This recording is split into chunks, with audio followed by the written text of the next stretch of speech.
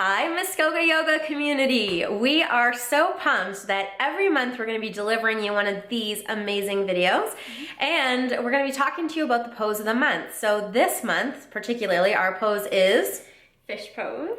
And our hashtag for this pose is Muskoka Yoga POTM. So POTM, Muskoka Yoga POTM is the hashtag. And this month, our pose is fish pose, and you can win a 5-class pass for adding us into your hashtag and making sure to tag the studio in your actual photo. So let's break it down for you.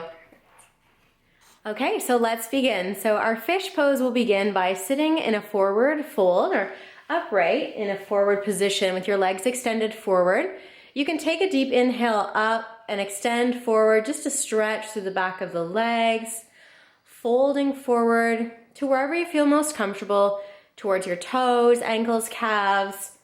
Take a breath and then begin to exhale, walking the hands up your legs, coming back up into your seated position, and then we'll ground down through our sits bones. So you can move the meaty portion of your glutes out here to really settle down into your mat. As you're ready, we're gonna begin to lower back down. Now there are a couple ways that you can lower down. One is to keep your legs extended and just engage your core to lower right back, or you can bend at the knees and lower down from this position. So there's two options for you. Use whichever is most comfortable and most appropriate for your practice. So as Kyla comes down here, we're gonna focus on how we set up for fish pose.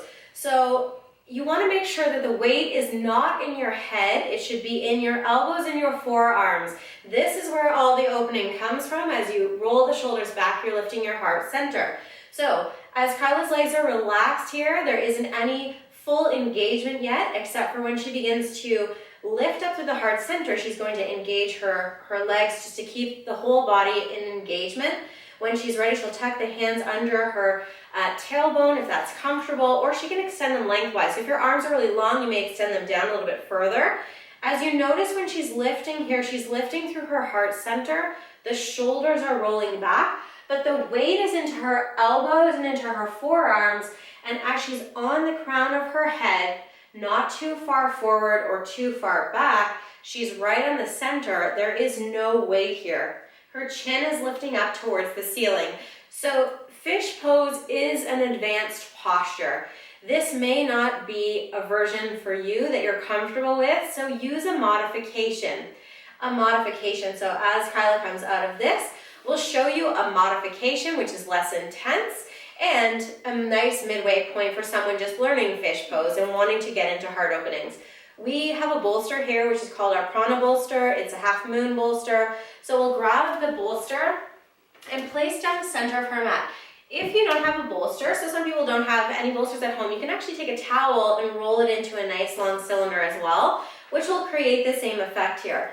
So as she's resting onto the bolster, she has her sits bones still, or her bottom still, into the mat, and there is a slight arching that happens, of course, in the back. So if you have sensitivities with your low back, you're not going to want to do this pose at all.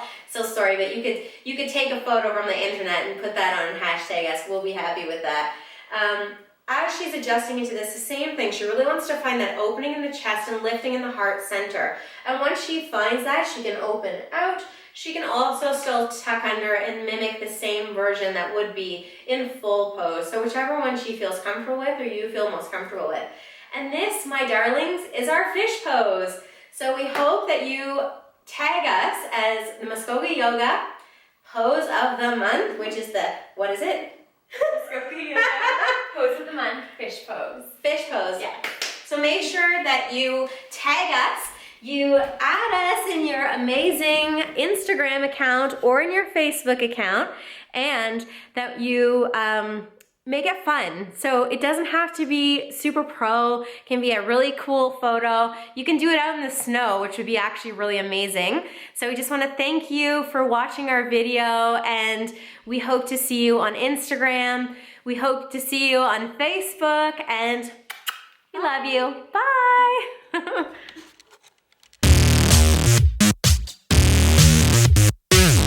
An amazing video for you.